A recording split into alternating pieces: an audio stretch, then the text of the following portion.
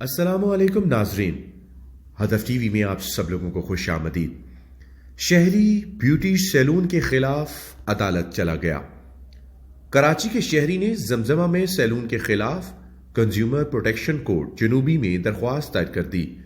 درخواست میں شہری نے موقف اختیار کیا کہ کرونا سے پہلے میری بیٹی کی شادی تھی تو بیٹی کے میک اپ کے لیے سیلون کی زمزمہ برانچ میں بکنگ کرائی اور پالیسی کے تحت ایڈوانس بکنگ کے لیے رقم جمع کرائی۔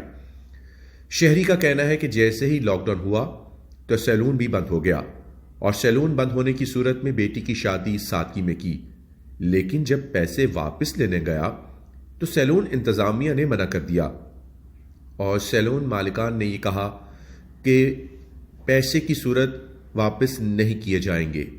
درخواست میں کہا گیا کہ جب میری بیٹی کا میک اپ ہی نہیں کیا تو پیسے کس حساب سے رکھ رہے ہیں۔